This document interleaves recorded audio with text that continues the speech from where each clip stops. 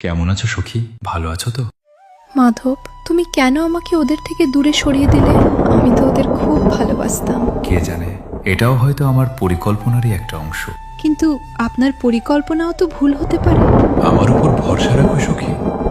হয়তো আমি এমন কিছু শুনেছি যা তুমি কখনো শুনতে পারোনি, এমন কিছু দেখেছি যা তুমি কখনো দেখতে পারোনি।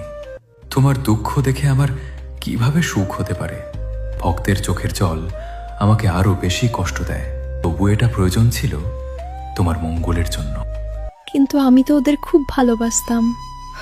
ওদের ছাড়া আমি কিভাবে থাকবো? তোমার মনে হচ্ছে তুমি হেরে গেছো, কিন্তু আমি তোমাকে সেই জায়গা থেকে সরিয়ে এনেছি যেখানে জয়ের নামে তুমি নিজের থেকে দূরে সরে গিয়েছিলে। সখী, তুমি ভেঙে পড়ার জন্য ন, উড়ে যাওয়ার জন্য জন্মেছ। ছোট ছোট আঘাত তোমাকে ভাঙতে পারে না, ওগুলো তোমাকে আরো শক্ত করে তোলে। আর মনে রেখো, সব সম্পর্ক একসঙ্গে থাকার জন্য হয় না। কিছু সম্পর্ক শুধু ততদূরই চলে যতদূর পর্যন্ত তাদের থাকা লেখা থাকে। তার পরের পথ তোমাকে একাই হাঁটতে হবে সখী। তবু তুমি একা নও, আমি তোমার সাথেই আছি। আবার দেখা হবে সখী। রাধে রাধে।